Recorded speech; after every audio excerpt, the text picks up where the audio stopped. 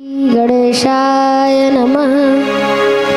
स्वस्ति श्री गणेशाय नमः।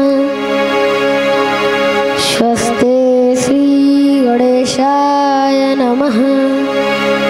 ओम श्री परमात्मने नमः।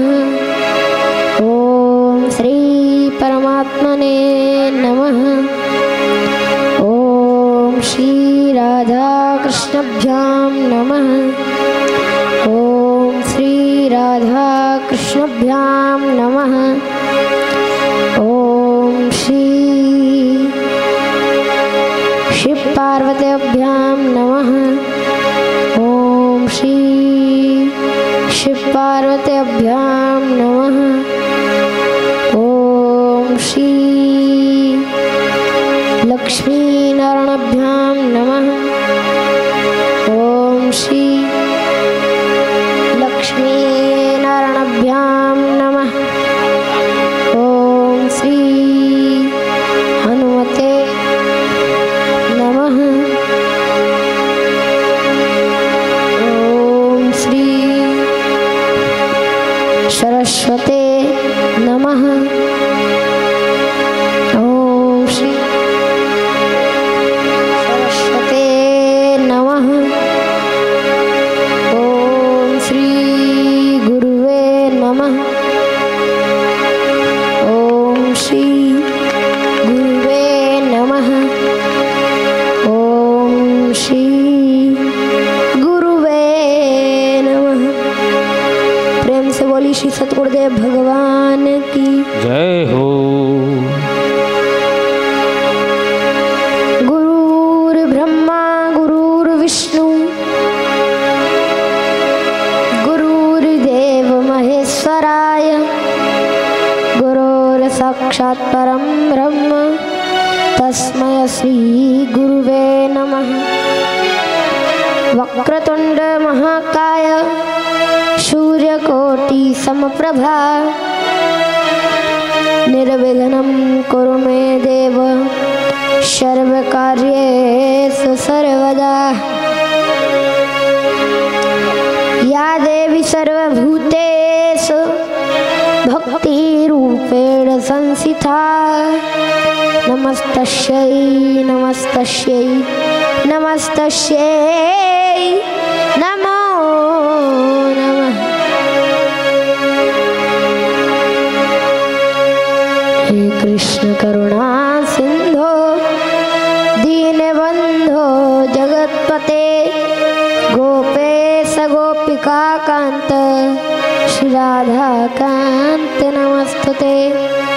तप्त कांचनं गौरांगी श्री राधे वृंदावनेश्वरी वृषभानुसुते देवी प्रणमामि मारी प्रिये। अहमेवा समेवाग्रे नान्यद् यत् सदसत्वरं पश्चादहं यदेतश्च यो वशिष्येत् सोऽस्म्यहम्। हृतेऽर्थं यत् प्रतीयेत न प्रतीयेत चात्मनि तद्वेद्यादात्मनो मायां यथा भासो यथा तमः। यथा महन्ति भूतानि भूतेषु च वचेष्वनु प्रविष्टान्यप्रविष्टानि तथा तेषु न तेष्वहम्। एतावदेव जिज्ञास्यं तत्तजिज्ञासनात्मनः अन्वयं व्यतिरेकाभ्यां यत् स्यात् सर्वत्र सर्वदा। यं प्रव्रजन्त्यमनुपेत्यमुपेतकृत्यं द्वैपायनो विरहकातरे आयुहाव। पुत्रेति तन्मयतया तरवोऽभिनेदो स्तं सर्वभूतहृदयं मुनिमानतोऽस्मि।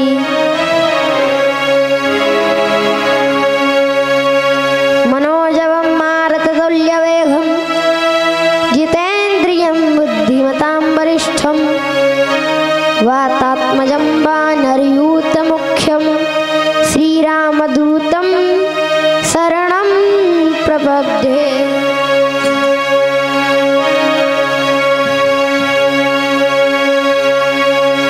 लोकाभिरामं रणरङ्गधीरं राजीवनेत्रं रघुवंशनाथं कारुण्यरूपं करुणाकरं तं श्रीरामचन्द्रं शरणं प्रपद्ये।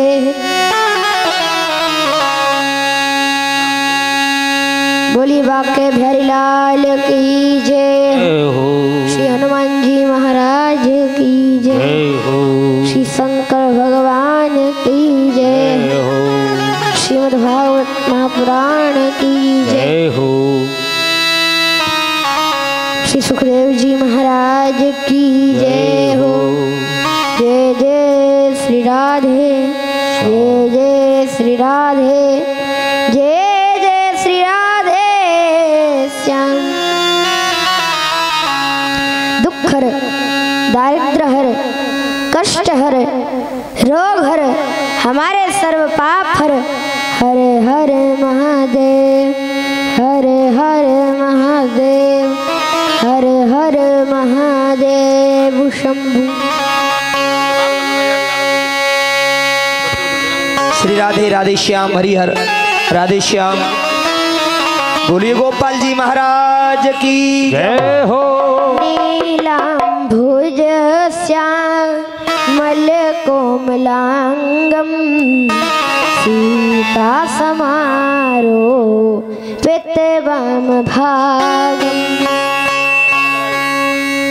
नीलांभुज श्यामल कोमलांगम सीता समारो पितवाम भागम। पाणो महासा यको चारु चापम नमामि रामम रघुवंशनाथम। पाणो महासा यक चारु चापम नमामि रामम रघुवंशनाथम। जय हो श्री राधे। हरि बोल।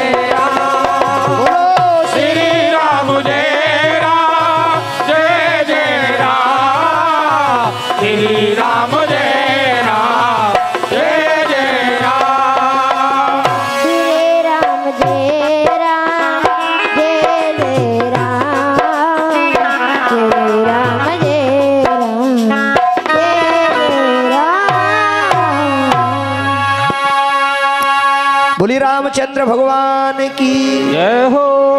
पवन सुत हनुमान जी महाराज की जय हो। उमापत महादेव की जय हो। वृंदावन कृष्ण बलदाऊ जी महाराज की जय हो। श्रीमद् भागवत महापुराण की जय हो। शीतला मैया की जय हो। जय जय श्री राधे, जय जय श्री राधे, जय जय श्री राधे श्याम। दुख हर, दारिद्र हर, कष्ट हर, रोग हर, हमारे सर्व पाप हर। हर हर महादेव, हर हर महादेव, हर हर महादेव शंभो।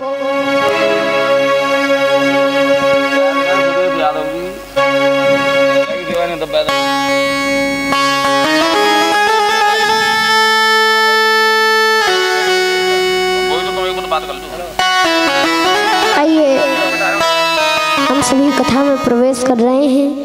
सभी भक्त जय श्री कृष्ण, जय श्री कृष्ण, राम राम राम राम, राधा राधा राधा राधा बोलते हैं। आइए भक्तों कथा प्रारंभ करते हैं।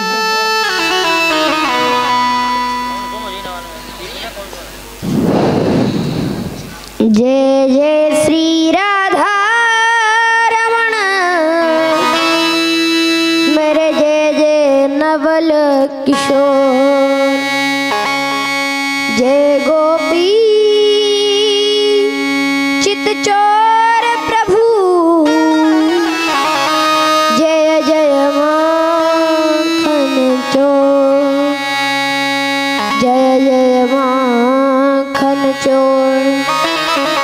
प्रेम से बोले माखन चोर भगवान की।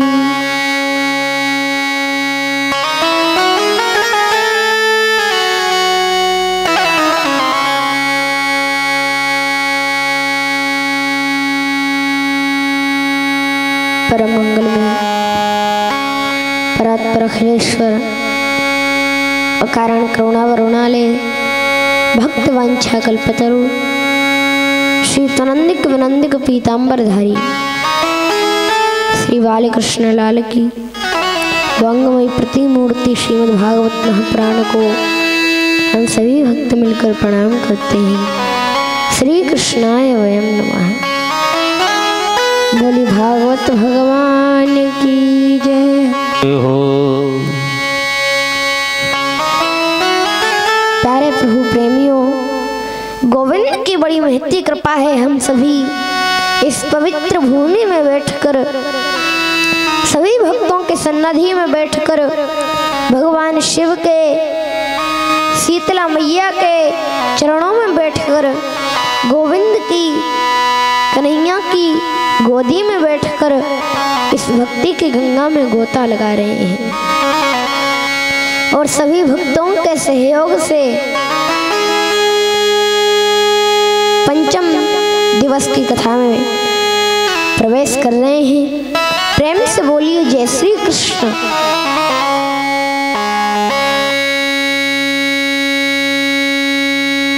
सभी भक्त अपना मन एकाग्र करें और कल जहां से अपना मन हटाया था उसी जगह पर आज अपना मन लगाएं। कल सायकाल के समय हमने बड़ी पावन कथा का श्रवण पान किया। मेरे बालकृष्ण प्रभु का प्राकट्य हुआ मामा कंस की जेल में।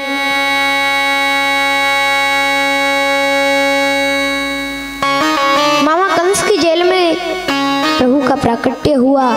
माता देवकी ने स्तुति की। रूपम यत तत प्राहुरत्यक्त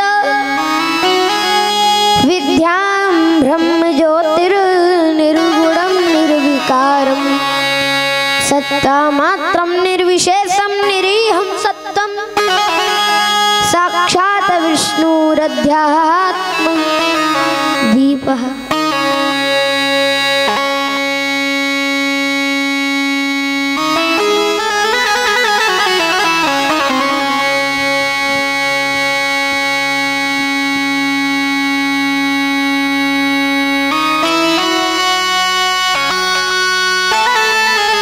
मेरा कितना बड़ा सौभाग्य है, ये परम ब्रह्म परमात्मा निर्विकार निर्विशेष जगत पिता जगदीश्वर आज मेरे घर पुत्र बनकर आया है। मेरा बहुत बड़ा सौभाग्य है। बड़ी सुंदर स्तुति की।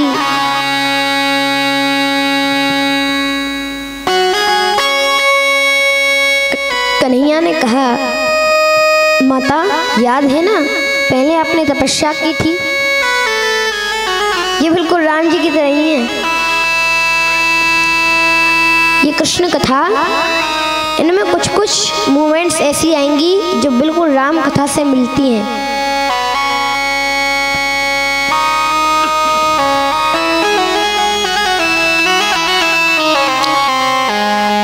भक्तों, श्री कन्हैया जी ने कहा, पूर्व जन्म में आपने तपस्या की थी, मुझसे कहा था चाहूं तुम ही समान सुत।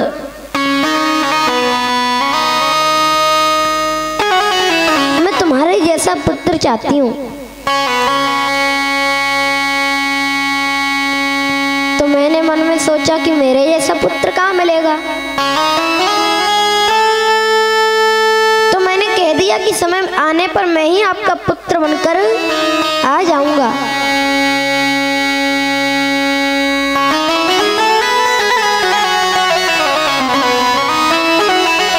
मैं ही आपका पुत्र बनकर आ जाऊंगा। सो आज आ गया। अब माता देवकी ने भी यही कहा जो कौशल्या ने कहा था। मैंने तो पुत्र बनकर आने के लिए कहा था, लेकिन आप तो पिताजी बनकर पधारे हो।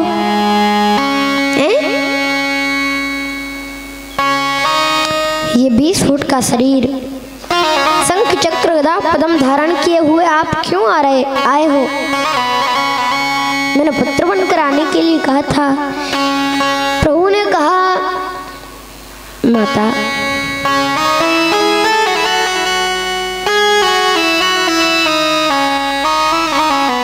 कन्हैया कह रहे, माता मैं विराट रूप धारण करके इसलिए आया हूं क्योंकि मैंने मन में सोचा कि जो काम मुझे 11 वर्ष 56 दिन की उम्र में करना है वो आज ही कर देता हूँ। बोलो जय श्री कृष्ण। 11 वर्ष 56 दिन की उम्र में क्या करना है? मामा कंस को मारना है। तो मैंने सोचा कि वो काम आज ही कर दे, झंझट खत्म। लेकिन आप चाहती हो कि मैं छोटा बन जाऊं तो मैं कुछ नहीं कर पाऊंगा। फिर तो आपको ही मेरी रक्षा करनी पड़ेगी। वसुदेव जी से कहा, पिताजी आप मुझे गोकुल ले जाना, यहाँ से गोकुल ले जाना। और मेरी योग माया ने ब्रज में अवतार लिया है, उसको ला करके कंस को दे देना।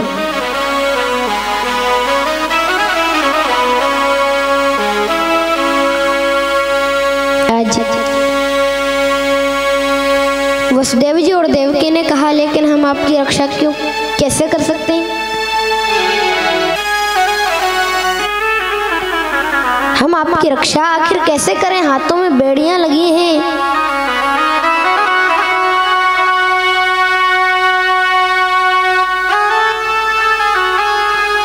पैरों में बेड़ियां लगी हैं। हम आपकी रक्षा कैसे करें? प्रभु ने कहा, प्रयास करो, सफलता जरूर मिलेगी, मैं आपका साथ दूंगा। प्रभु छोटे बन गए, बिल्कुल बालक की तरह। प्रभु छोटे बन गए और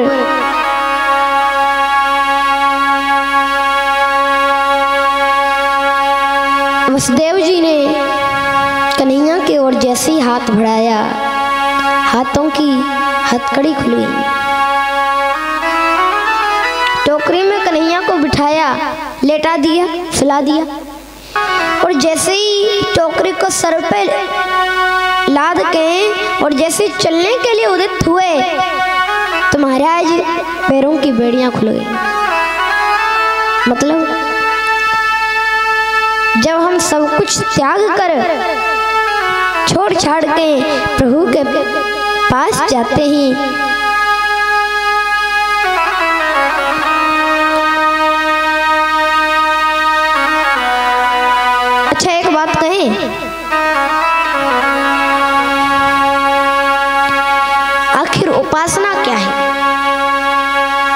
उपासना आखिर क्या है? उपासना का अर्थ क्या है? सब कुछ छोड़ छाड़ के भगवान के पास चले जाना, ऊपर नहीं।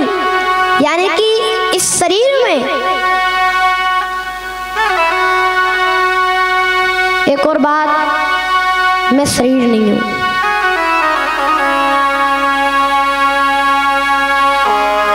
मैं शरीर नहीं हूं, मेरा कोई नाम नहीं है, ऐसा मन में विचार रखो। मेरा कोई नाम नहीं है, मैं इंद्रिय नहीं हूं, मैं मन नहीं हूं, मैं शरीर नहीं हूं। अपनी बात करें तो मैं भी सुखदेव नहीं हूं, मेरा नाम सुखदेव नहीं है। हम कौन हैं? मैं सबके बारे में कह रहा हूं। हम हैं आत्मा, जो मैं हूं वही आप हो, जो आप हो वो हम हैं। हम हैं आत्मा, और आत्मा परमात्मा के पास चली जाए, भगवान के पास चले जाना ही उपासना है, और कुछ उपासना नहीं है। 20,000 सैनिक सोए हुए थे, बिल्कुल शांति सन्नाटा छाया हुआ था। और जैसे ही वसुदेव जी दरवाजे के पास आए, कारागार का जो दरवाजा था ना, तो 7 ताले लगे थे, वो 7 ताले अपने आप खुल गए।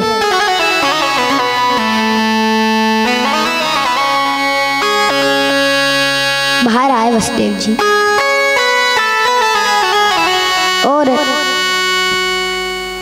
कन्हैया को लेके वसुदेव जी बाहर आए कारागार से। और बाहर आते ही वर्षा शुरू हो गई महाराज, और बीच में आ गई यमुना जी। अब यमुना जी और गोकुल के, मथुरा और गोकुल के बीच में यमुना जी पड़ गई। अब वसुदेव जी को पार करनी पड़ेगी, क्योंकि नाव वाव तो थी नहीं। आजकल तो पुल भी बन गए हैं महाराज। हाँ?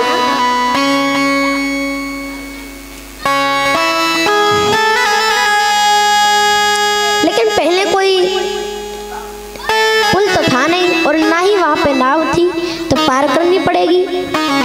जब छाई अंधियारी रात, तब होने लगी बरसात।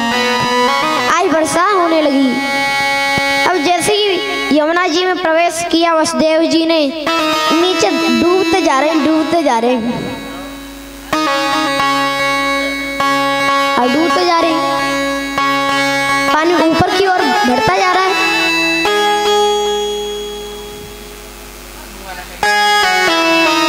अब जो पानी था ना, वो ऊपर की ओर उठने लगा। यमुना जी का जो जल था वो ऊपर की ओर उठने लगा। अब यमुना जी कौन है? कौन है? यमुना जी प्रभु की पटरानी है।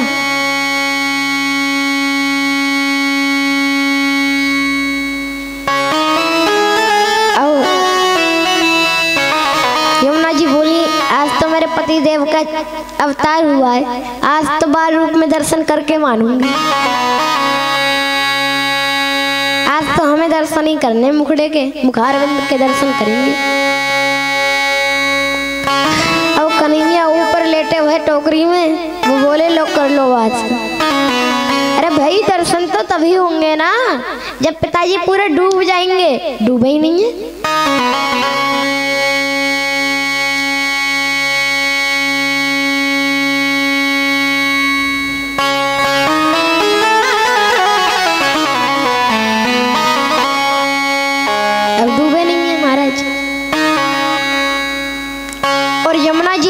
टोकरी तक पहुंची नहीं है, बस पैरों तक पहुंची है। तो कन्हैया ने कहा, आप मुखारविंद के दर्शन नहीं कर पाओगी, और वैसे भी यहाँ मैं लीला करूंगा जो प्रभु ने लीला की, रास लीला, माखन चोरी लीला, ये सब यमुना जी के किनारे ही तो की थी। तो प्रभु ने कहा मैं लीला करूंगा और आप खूब दर्शन करना।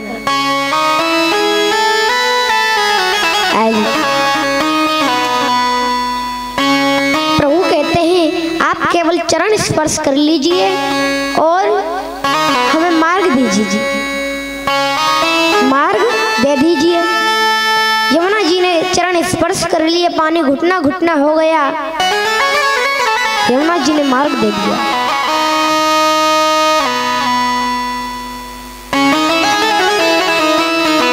वसुदेव जी प्रभु को लेकर गोकुल पधारे।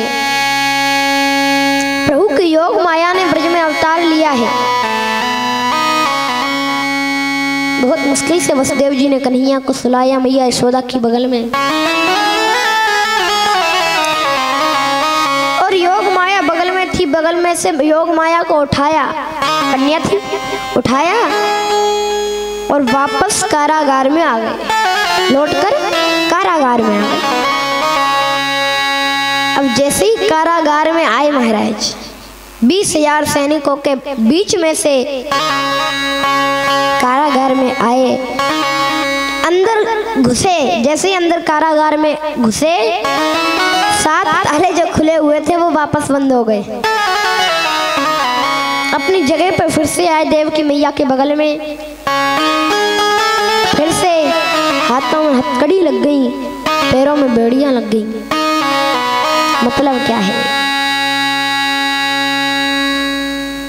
पहली बात तो जब हम माया को छोड़ के परमात्मा की ओर जाते हैं तो सारे बंधन खुल जाते हैं, और जब भगवान को छोड़ के माया की ओर जाते हैं तो हम बंधन रूपी कारागार में बंध जाते हैं, बंद हो जाते हैं।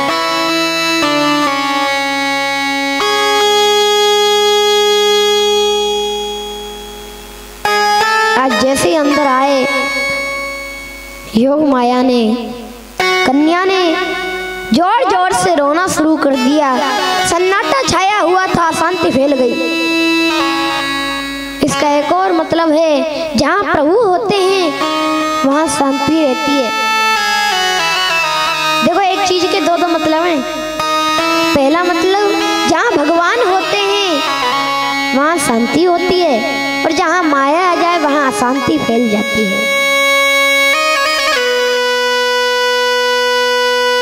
और दूसरा मतलब, जहाँ भगवान होते हैं उस घर में कभी लड़ाई झगड़ा होता ही नहीं है। जैसे रामायण है, हमारा जो परिवार है ना, वो एक तरह से राम परिवार बन जाता है जब भगवान हमारे घर में रहते हैं। लेकिन माया अगर घर में आ जाए तो महाराज घर में तो तू मैं होनी है, घर में अशांति रहती है।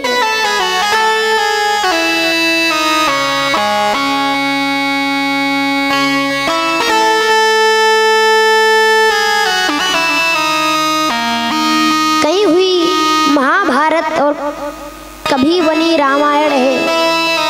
कभी तो घर में महाभारत होती है, महाराज युद्ध होता है, और कहीं तो राम दरबार, राम परिवार होता है। आज 20,000 सैनिक जो सोए हुए थे वो सारे जाग गए। 8वां बालक हो गया, 8वां बालक हो गया, लेकिन कोई पास में नहीं जा रहा है। क्यों? क्यों भाई? क्योंकि मन में सोच रहे हैं सैनिक, भैया अगर कंस महाराज को काले है तो हम कौन से खेत की मूली हैं, हम क्या संभालेंगे यार। एक चालाक सैनिक ने कहा, यहाँ खड़े हुए क्या देख रहे हो, जाओ महाराज कंस से कह दो ना, वो संभाल लेंगे उनका गाल। और सैनिक गए और जाकर के महाराज कंस को बताया, महाराज 8वां बालक हो गया। कंस आया, 7 ताले खुलवाए। देवकी की गोदी में, देवकी मैया की गोदी में कन्या थी। कंस ने कहा, ये 8वां बालक देवकी हमें दे दो। बहन देवकी, ये 8वां बालक तुम हमें दे दो। देवकी ने कहा, भैया मेरे 6 पुत्र हुए, 6 पुत्रों को आपने मार दिया, 7वां मुझे मिला नहीं, और ये 8वां पुत्र नहीं है, ये तो पुत्री है, ये कन्या है। कन्या को तो कम से कम मत मारो, मेरी गोदी सूनी तो मत करो। भले जेल में रहने तो, लेकिन गोदी सूनी तो मत करो। कंस ने मन में सोचा, नहीं नहीं, मैं इतना बड़ा पापी नहीं हूँ जो कन्या को मारूंगा। लेकिन एक चालाक सैनिक बगल में खड़ा था, वो बोला, महाराज देवताओं ने अमृत पान किया है, देवता आपसे ज्यादा ज्ञानी है। उन्होंने मन में सोचा कि पुत्र होगा तो ये तुरंत मार देगा, लेकिन पुत्री होगी तो ये दया करके छोड़ देगा। लेकिन महाराज आप इसे दया करके छोड़ तो दोगे, लेकिन इस पुत्री के जो पुत्र होगा, इस पुत्री के जो बेटा होगा, वो तुम्हें नहीं छोड़ेगा, इसलिए आप इसे मार दो। कंस ने कहा, तुम मेरा बहुत ख्याल रखते हो, तुम ठीक कहते हो, इसको जिंदा नहीं रहना चाहिए, इसको भी मार देना चाहिए। देवकी मैया रोती रह गई। कंस ने गोदी में से कन्या को ले लिया और जिस पत्थर पर 6 पुत्र पटके थे उनको मारा था, उसी पत्थर पर उस कन्या को जोर से पटका। लेकिन वो तो देवी थी, दुर्गा थी, आकाश में उड़ गई और कहा, आकाशवाणी करके कहा कि मैं माया हत्या मंद जाता खलु तवंत कृत यत्र कुवा पूर्व शत्रुर माहिंसी कृपणा यथा। अरे पापी कंस, मेरे जैसे निरपराध वालों को मारने से 6 पुत्र तूने मार दिए, तुझे क्या मिला और मिल भी क्या रहा है? अरे पापी, तू जिस कृष्ण को मारना चाहता है उसने तो ब्रज में अवतार ले लिया है। कंस ने कहा, माता ये तो बताओ कौन से गांव में अवतार लिया है, गांव का नाम तो बताओ। का नाम नहीं बताऊंगी, यत्र कुवा पूर्व शत्रु, तुम्हारे शत्रुओं ने किस गांव में अवतार लिया है ये नहीं बताऊंगी, बस यही ठीक है, ब्रज में अवतार लिया है, मन करे तो ढूंढ लेना।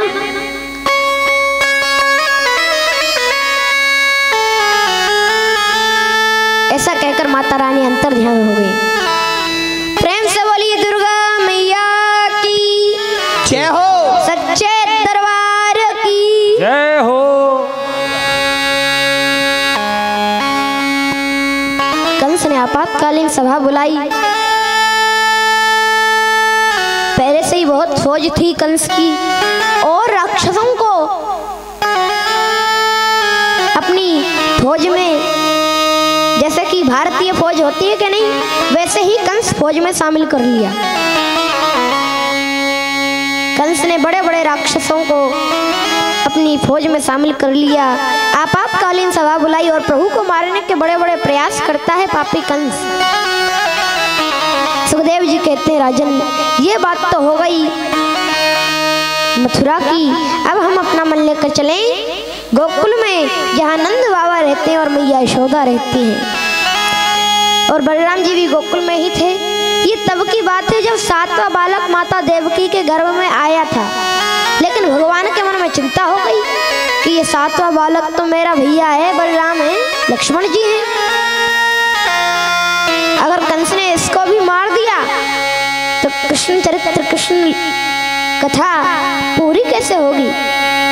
तो भगवान ने योग माया से कह दिया, सुनो, जो बालक देवकी मैया के गर्भ में है उस बालक को निकाल दो और रोहिणी मैया के गर्भ में स्थापित कर दो। योग माया ने ऐसे ही किया। और ध्यान देना, बलराम जी दोनों ही माताओं के पुत्र कहलाए हैं, देवकी के भी और रोहिणी मैया के भी, क्योंकि दोनों के ही गर्भ में वास किया।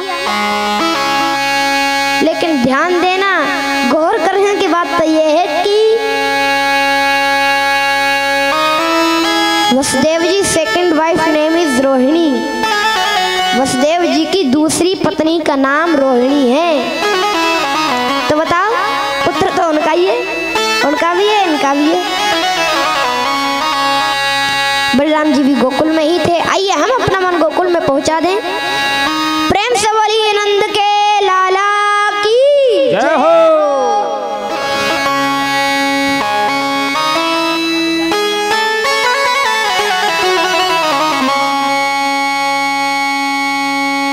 भक्तों, नंद बाबा ब्रज के राजा हैं। द किंग ऑफ ब्रज नंद बाबा।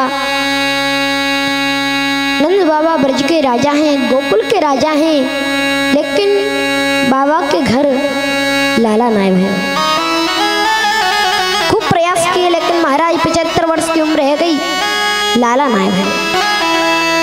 सांडिल्य मुनि ब्राह्मण के पास आए, बाबा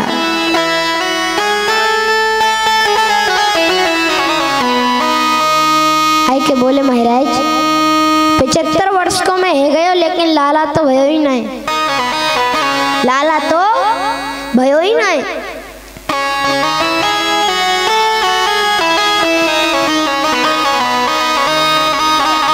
पंडित जी ने कहा, शांडिल्य मुनि ब्राह्मण ने कहा, बाबा अनुष्ठान करो, ब्राह्मण जिमाओ, चकाचक भांग उठवाओ, आशीर्वाद है लाला है जाएगो।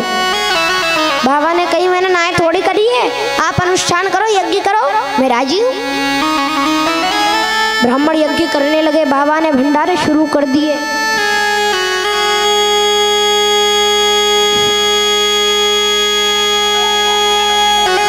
सभी ग्रामवासी प्रसाद पाने आ रहे हैं।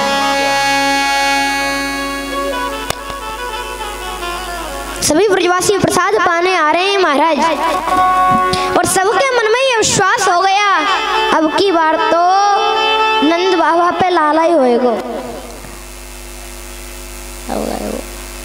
अब की बार तो बाबा पे लाला ही होएगो। भक्त तो कहते हैं विश्वास फलदायक।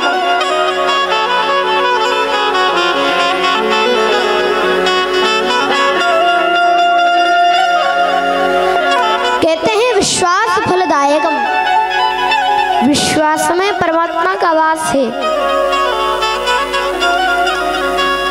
और एक और बात हम कहें, भक्ति से पहले सबसे ज्यादा जरूरी जो चीज है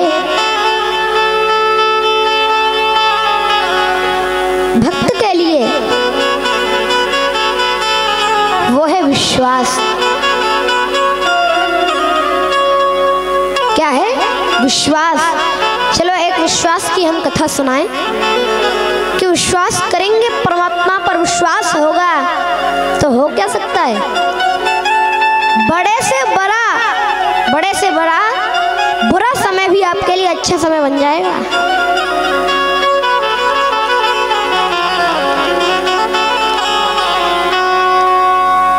भक्तों, एक राजा था, उस राजा के घर में पुत्र नहीं हुआ, बिल्कुल नंद बाबा की तरह उसके घर में पुत्र नहीं हुआ। खूब प्रयास किए,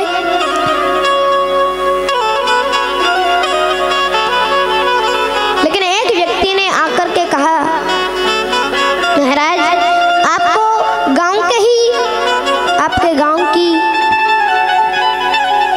गांव के एक परिवार के बच्चे की बलि चढ़ानी होगी तो आपके पुत्र हो जाएगा। कुछ होते हैं तांत्रिक सिद्धि वाले लोग। अब राजा मान गए। राजा ने घोषणा करवा दी कि गांव के किसी भी परिवार से कोई बालक लाया जाए, जिसके परिवार से बालक आएगा हम उसको खूब सारा धन देंगे, संपत्ति देंगे, मुंह मांगा धन देंगे।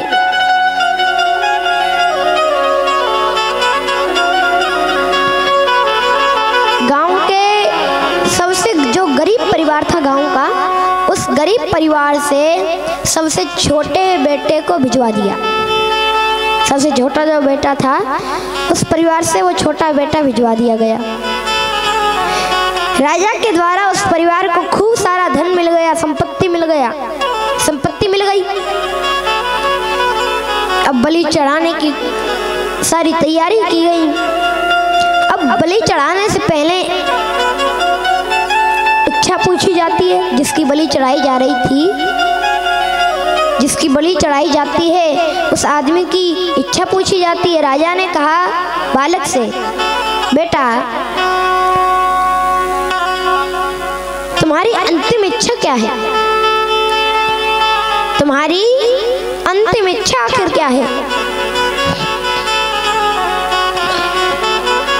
बालक ने कहा, मेरी अंतिम इच्छा यह है कि आप मेरे लिए मिट्टी का ढेर मंगवा दो। सैनिकों से कहा राजा ने, जाओ मिट्टी का ढेर लेके आओ।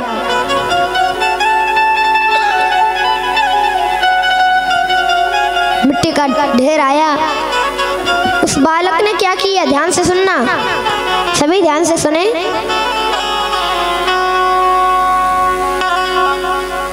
देखो जी, या तो कथा में बैठे हुए किसी और आदमी को देखो और या तो हमारी तरफ देखो। कथा में ध्यान ऐसे नहीं लगता।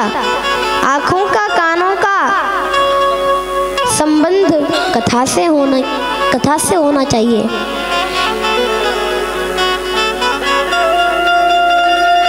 आंखों के तारों का कनेक्शन व्यास गद्दी के तारों से होना चाहिए और कानों के तारों का कनेक्शन वक्ता की वाणी से होना चाहिए।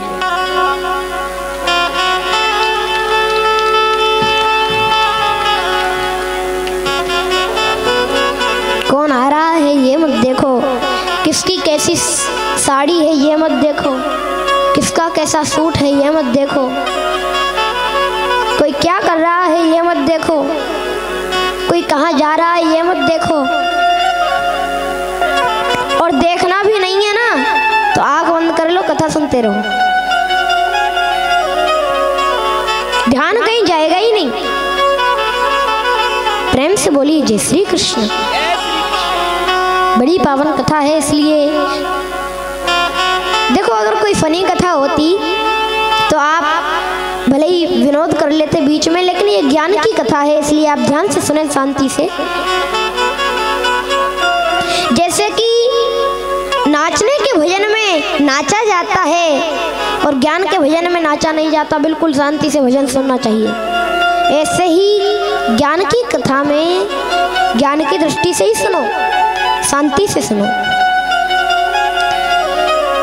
मिट्टी का ढेर लाया गया। बालक ने उस मिट्टी के ढेर में से कुछ मिट्टी ली और एक मकान बनाया। फिर मिट्टी ली, दूसरा मकान बनाया। फिर एक मिट्टी ली, एक मुट्ठी मिट्टी ली, फिर एक मकान बनाया। ऐसे 4 मकान बनाए। 4 मकान बनाए, उसमें से एक मकान गिरा दिया, दूसरा मकान गिरा दिया, तीसरा मकान भी गिरा दिया और चौथे मकान के सामने हाथ जोड़ के बैठ गया। थोड़ी देर कुछ प्रार्थना की और खड़ा हो गया और राजा से बोला, महाराज अब आप मेरी बलि चढ़ा दो, कोई दिक्कत नहीं है, कोई टेंशन नहीं है। अब राजा डर गया कि इतनी खुशी से मरना चाहता है, कहीं ऐसा तो नहीं कि ये चाहता है मेरा सर्व विनाश हो जाए, मेरे पुत्री ना हो। राजा घबरा गया। उसने सोचा जरूर कोई जादू टोना किया है। राजा ने कहा, क्या तुम चाहते हो मेरा सर्व विनाश हो जाए? क्या तुम चाहते हो मेरे पुत्र ना हो? क्या तुम मेरे बारे में बुरा चाहते हो? बालक ने कहा, नहीं महाराज, मैं किसी के बारे में बुरा नहीं चाहता। फिर तुमने अभी क्या किया? राजा ने पूछा, अभी तुमने ये क्या किया फिर, और किस लिए किया? उस बालक ने बताया, मैंने पहला मकान बनाया, दूसरा मकान बनाया, 4 मकान बनाए, उनमें से एक मकान मैंने गिरा दिया। ध्यान से सुनना, बालक कह रहा है मैंने एक मकान गिरा दिया। क्यों? एक मकान माता पिता का, पहला मकान माता पिता का। माता पिता का धर्म बनता है, मैं उनका अंश हूँ, मुझको बचाना, लेकिन पैसों के लिए उन्होंने मुझे आपको दे दिया, बेच दिया, इसलिए पहला मकान गिरा दिया। दूसरा मकान मैंने बनाया, किसका? रिश्तेदारों का, उसको भी गिरा दिया।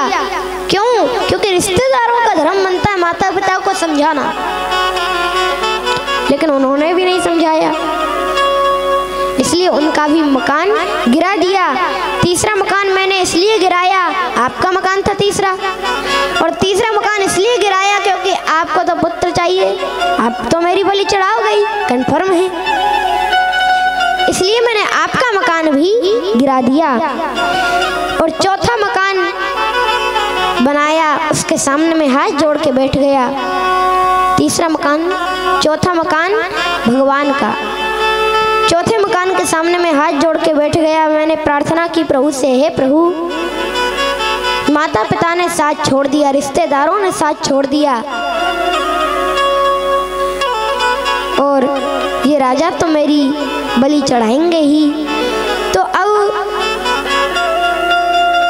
जब सबने मेरा साथ छोड़ ही दिया है तो जो करोगे अब आप ही करोगे, जो होगा अब आपकी इच्छा से होगा, अब आपकी मर्जी है, आप क्या करवाओगे, अब जो होगा प्रभु आप देख लेना।